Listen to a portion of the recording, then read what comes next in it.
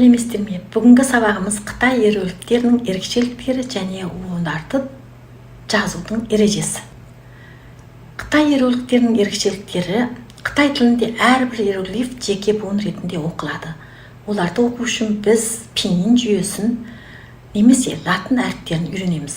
Мысалға, біз мына жердегі адам мағынасын білдіретін рен, су мағынасын білдіретін шүйге қарасақ, оларды оқу үшін мынандай латын әріптерін білуімізге керек. Рен, шүй деген сияқты. Ал Қытай иероглифтерінің негізгі элементтері екі түрлі болады. Радикалы болады, фонетикалық бөлігі болады. Радикал иероглифтің мағынасын әсер етеді, фонетикалық бөлігі оқылуын әсер етеді. Мысалға, мына ана иероглифін алайық. Ма деген, бұның радикалы әйел мағынасын білдіретін нүй, ал фонетикалық бөлігі жылқы мағынасын білдіретін ма. Екеуі біріккен кезде ана мағынасын білдіретін ма деген иероглиф келіп шығады. Сонда радикал мағынасын әсер етеді, ана әйел, ал фонетикалық бөлігі оқылуын әсер етеді. Иероглифтердің құрылымдық түрлеріне қарайтын болсақ, үш түрлі болады.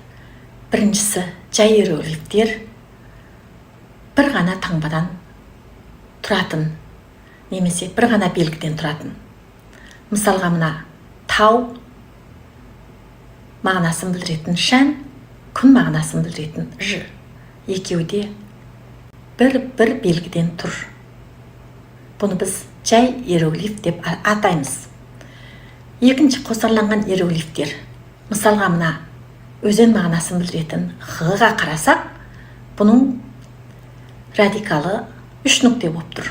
Ал фонетикалық бөлігі к деген иероглиф.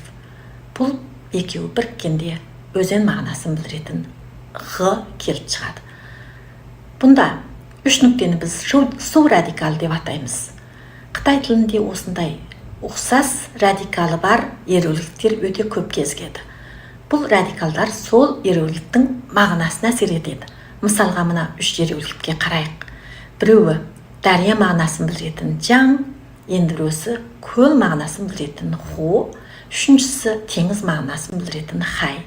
Үшеуінде құрамында су радикалы тұр. Үшеуінде де үш нүкте тұр. Бұлар сумен байланысты мағынаны білдіретін, сумен байланысты мағынаны білдіретін иероглифтер.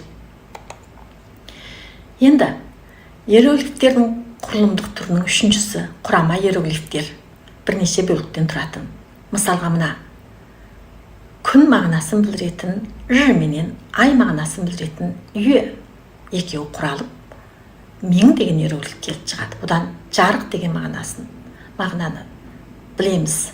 Күн мен ай бірге тұр, жарық.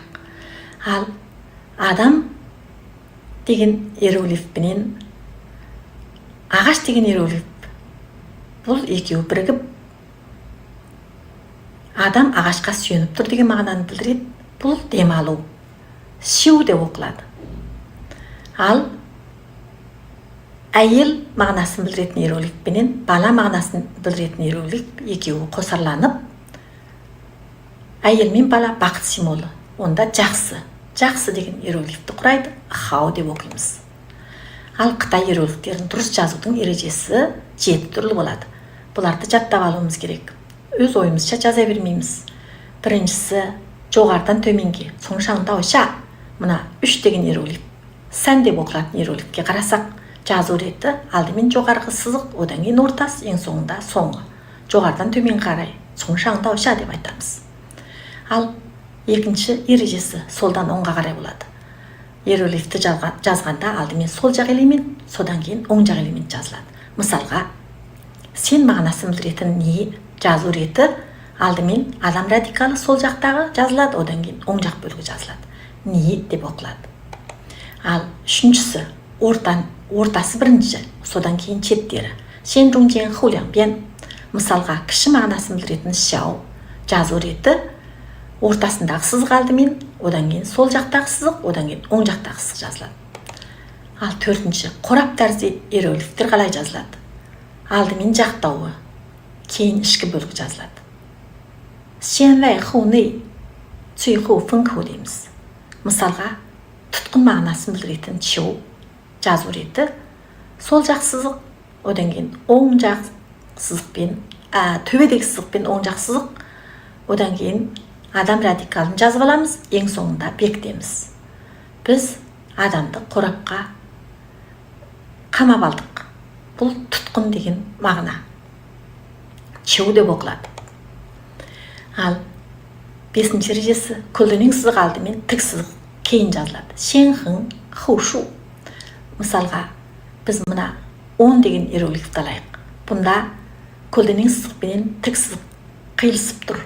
Бұндай жағдайда алдымен көлденең сызықты жазамыз, одан кейін тік сызықты жазамыз. Ш деп оқимыз. Алтыншы ереже. Алдымен солға қарай көлбеу сызық, одан кейін оңға қарай көлбеу сызық. Мысалға, мына адам мағынасын білдіретін рәңге қарасақ, жазу реті сол жақ сызық, одан кейін оң жақ сызық.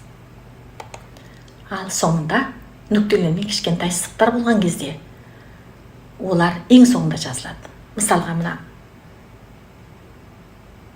нефрит деген мағынаны білдіретін үй деген иероглиф жазу реті негізгі құрылым жазылады, одан кейін соңында нүктені қоямыз. Ондай болса, біз бүгінгі сабаққа да нүкте қояйық. Қорытындылай кетсек, әуелі иероглифтердің негізгі элементтерін үйрендік. Радикалы болады, фонетикалық бөлім болады. Одан кейін иероглифтердің құрылымдық түрін үйрендік. 3 түрін айттық. Үшіншісі, Қытай иероглифтерін дұрыс жазудың 7 түрлі ережесін үйрендік. Осыларды келесі сабаққа дейін біліп, пысықтап, жазу ережесін жаттап алыңыздар. Аман сау болыңыздар.